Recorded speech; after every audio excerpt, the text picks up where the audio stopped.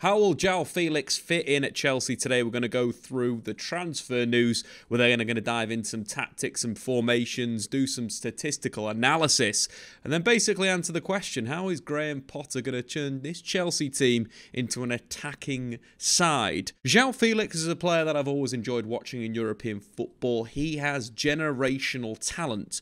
He has the talent of someone like an Mbappe, a Neymar, someone that's got the real quality in and outside the penalty area to create something out of nothing. His hero growing up was Kaká, and I could liken his style to the Brazilian Ballon d'Or winner.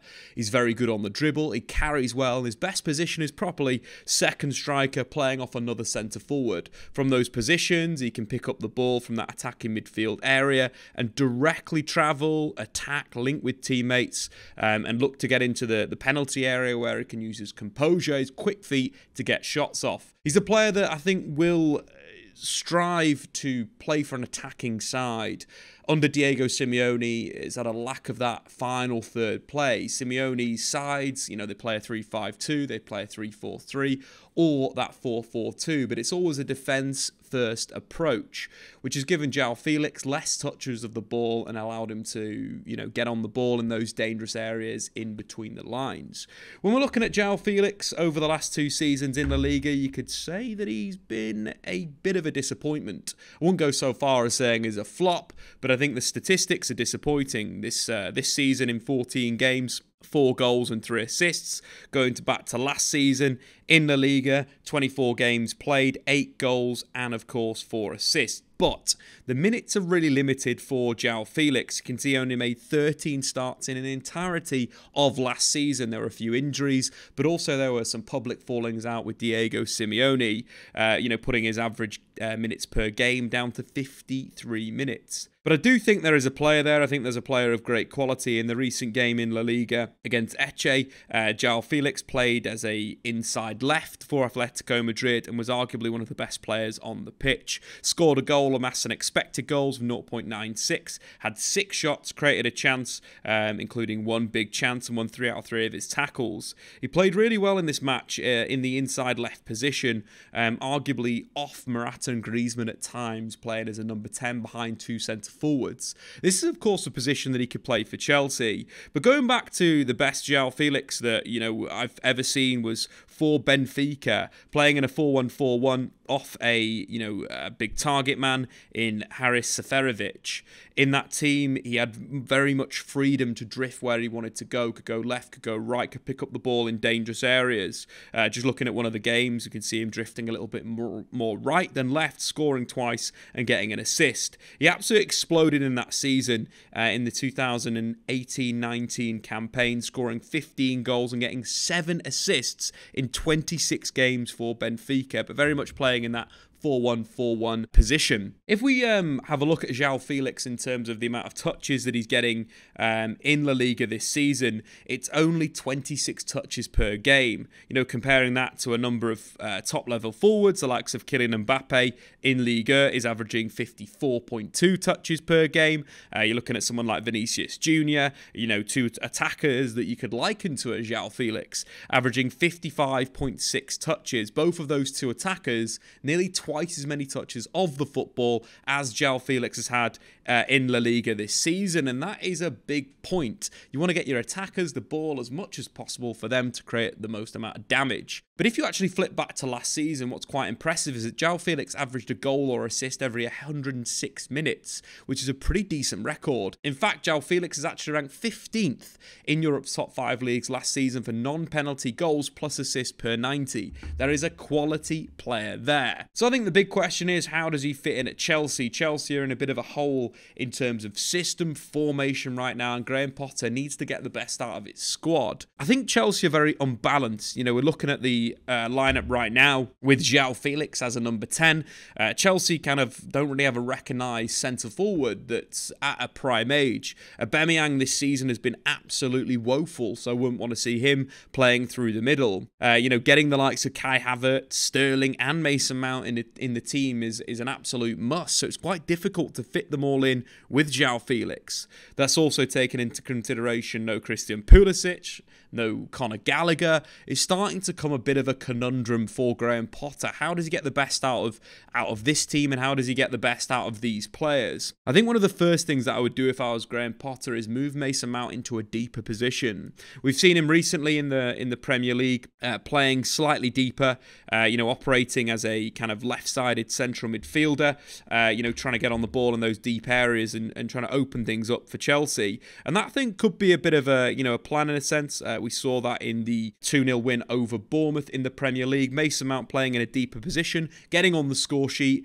but also getting on the ball. I think Mason Mount's a fantastic footballer, and he could operate similar to how Alexis McAllister operated for Brighton and Graham Potter, playing as a more of a deep-lying playmaker than as an attacking player. We know that Alexis McAllister attacked very well at the World Cup for Argentina, but played deeper for Potter, got on the ball in those deep areas. And I think for Chelsea, to fit in as many attackers as they might need to, that for me is something to go down the line of looking at. But looking at this 4-2-3-1, again, Kovacic, Mason Mount are very much a ball-playing defensive midfield pairing. Chelsea, they need to get better at playing out from the back under Potter. Far too many times it's too slow. It's too slow to get the ball, and it's too slow to progress the play. I think having Mason Mount in a deeper position will allow him to get on the ball in these deeper areas and play better passes in between the lines to the three ahead. I think looking at Chelsea as well, a number 9 is needed. That is absolutely massive.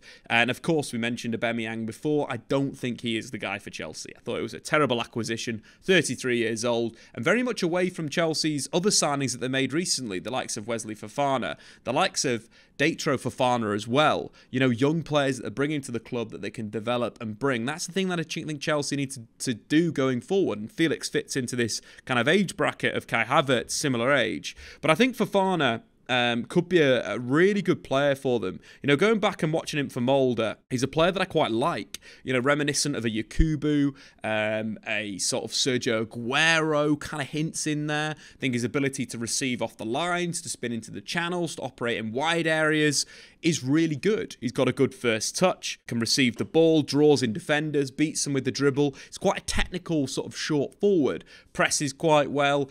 He's good off the ball, finishes well. His link-up play is really good. I think Fofana is needed in the second half of the season for Chelsea. Chelsea need a player that is a penalty box striker, someone that's going to take his chances, and I think Fofana's got that.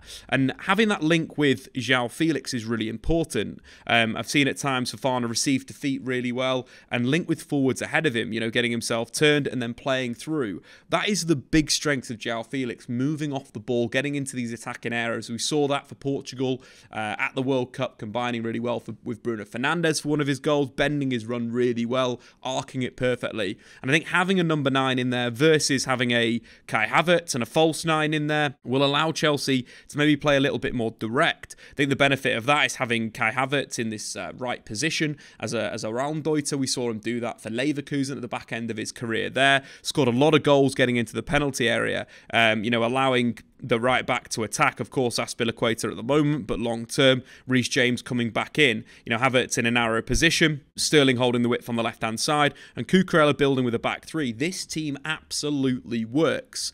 And I think having that with Felix in these this attacking midfield position, similar to his last few games for Atletico Madrid, playing in his inside left channel as a second striker, really, really important for Chelsea to kind of get on the ball. I think the big thing as well with someone like a João Félix, it's that ability to kind of get on the ball and make things happen. The tempo changes when João Félix gets the ball. He can shift it quickly. He can turn and get himself running at the defence. And I think Chelsea really missed that in the final third. I think other formations that obviously we'll probably see under Graham Potter, he does like operating with a back 3 at times. Obviously with Fofana coming back into the team, we could easily see them operate with the back 3. Cucurella as that left wing back, operating as more of a traditional 3-4-2-1, with Felix and Havertz operating as two kind of number 10s behind, Felix operating as that second striker, Havertz at times operating a little bit higher with Felix dropping in. I think also works as a system. I think also works as a formation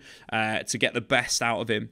What I like as well about Fofana and his play at Mould, sometimes they play 3-5-2. and he'd operate as a striker with a partner. I think João Félix has done that with Atletico Madrid really well. Fofana's got a good ability to hit the channels and then get crosses into the box, and we know Félix is that predator. He is that goal scorer in those moments. Would mean that we might see Kai Havertz a little bit deeper, or the likes of Conor Gallagher could be brought into central midfield, or when N'Golo Kante is fit.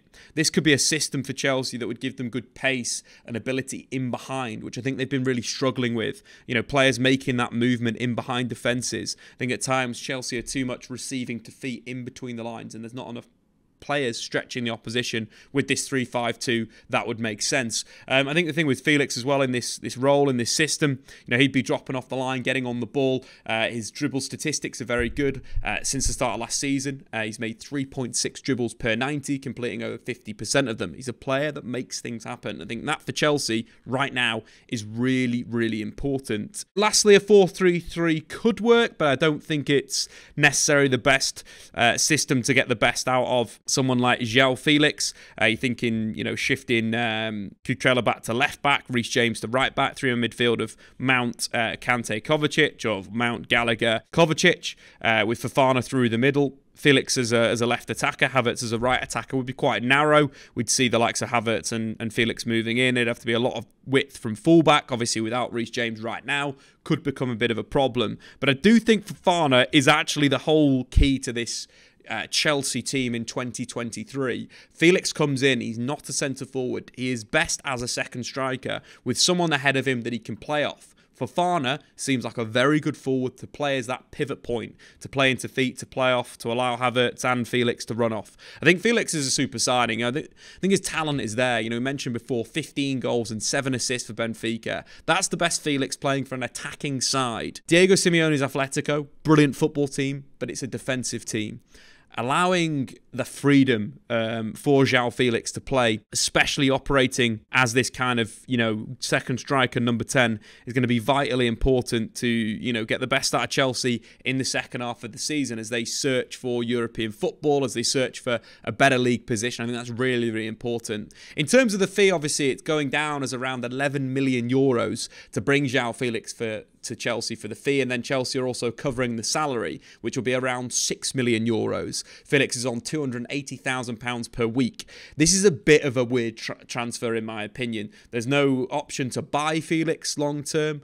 Félix has just signed a contract extension at Atletico for another 2 years. It all seems a bit weird. This is a short-term fix for Chelsea, and I don't know if it was needed. I think there's enough Chelsea attackers there with the right rhythm, with the right game time that could come in and help. And I genuinely think Fofana is the answer to a lot of these problems, not someone like João Félix. Do I want to see João Félix in the Premier League? Absolutely. Do I want to see him light it up for Chelsea under Graham Potter? Absolutely. Will it happen? I'm not too sure. He's been a bit hit and miss at Atletico. It's going to be a big step up back for him in the Premier League, a physical league. But if you take it into consideration, what João Félix and the impact he made at the World Cup was very decent for Portugal. He got himself into good positions. He created a lot of opportunities. His performance against Switzerland was absolutely fantastic. 2 assists in that game. More of a playmaking João Félix. He has that duality, he has that completeness, but he's got to step up for Graham Potter. And £17 million or million euros is a bit of a gamble for just 6 months. Anyway, guys, they're my thoughts. Get in the comments below. Is João Félix a good signing for Chelsea? And how do they even fit him into the 11? Chelsea have got too many attackers at the moment for me. They need to start making some calls, which ones that they're going to stick with, which one they're going to, which one Graham Potter's going to really go with. And is there room for someone like a Christian Pulisic in the 11? Is there room for Mason Mount in the 11? Is there room for Conor Gallagher? Too many big questions. I'm Statman Dave. Subscribe if you're new. Check out SofaScore, and we'll see you very soon.